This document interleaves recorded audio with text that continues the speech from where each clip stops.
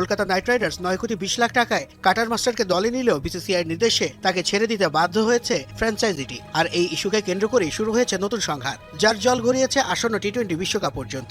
ক্রীড়া মন্ত্রণালয়ের নির্দেশে বিসিবি এখন আইসিসির কাছে দাবি জানাচ্ছে ভারতের বদলে বাংলাদেশের গ্রুপ পর্বের ম্যাচগুলো শ্রীলঙ্কায় নিয়ে যেতে। আসসালামু আলাইকুম বন্ধুরা, আপনারা এতক্ষণ শুনতেই পারতেছিলেন যে নিউজটি, তা হলো বাংলাদেশ দলের মোস্তাফিজুর রহমানকে নিয়ে একটি ঘটনা। তো বন্ধুরা, আপনারা তো জানেনই আইপিএল এর মতন বড় একটি লিগের মধ্যে মোস্তাফিজুর চান্স পেয়েছিল, মানে তাকে নিয়েছিল কলকাতা নাইট রাইডার্স। কিন্তু হঠাৎ করে তারা একটা ইস্যুকে কারণ করে তারা মোস্তাফিজকে বহিষ্কার করেছে। বন্ধুরা, আপনারা তো সবাই জানেন যে মোস্তাফিজুর রহমানকে বাদ দেওয়ার অন্যতম একটা কারণ হলো বাংলাদেশ এবং ভারতের মধ্যে রাজনীতি অস্থিরতা, যার কারণে মোস্তাফিজুর রহমান বাদ পড়েছে কলকাতা নাইট রাইডার্স দল থেকে। তো বন্ধুরা, আপনারা তো জানেনই সামনের মাসে আইসিসি টি-20 ওয়ার্ল্ড কাপ চলবে, আর যেখানে ভারতে এবং শ্রীলঙ্কায় অনুষ্ঠিত হবে এই ওয়ার্ল্ড কাপটি। তো সেখানে বাংলাদেশ অংশগ্রহণ করবে, কিন্তু বর্তমানে পরিস্থিতি অনুযায়ী বাংলাদেশকে না পাঠানোর সিদ্ধান্ত নিয়েছে সরকার।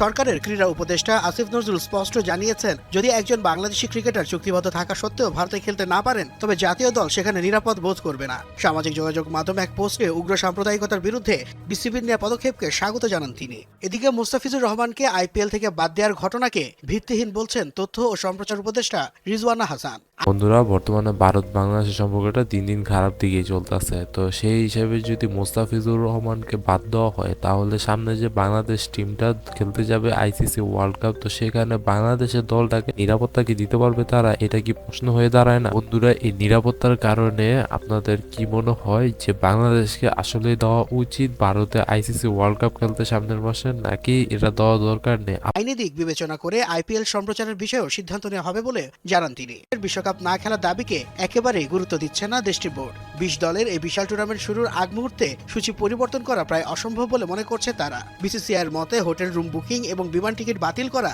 এক বিশাল বিশৃঙ্খলা তৈরি করবে। তো বন্ধুরা, সরকার পক্ষ থেকে একটা সিদ্ধান্ত নেওয়া হয়েছে যে সামনের মাসে যে আইসিসি টি-20 ওয়ার্ল্ড কাপটা বাংলাদেশ টিম খেলতে চাচ্ছিল সেখানে যাবে না, কারণ বর্তমানে তারা মোস্তাফিজুর রহমানকে নিরাপত্তা ইস্যুর কারণে যদি বাদ দিয়ে থাকে, সেখানে বাংলাদেশের টিমটাকে তারা কিভাবে নিরাপত্তা দিবে সেই ইন্ডিয়ার মধ্যে। তো বন্ধুরা, এই হলো তাদের কথা। তো আপনারা এই কথার সাথে কি মতামত রয়েছে অবশ্যই জানাতে পারেন কমেন্ট বক্সে। দেখা হবে নতুন কোনো ভিডিওতে।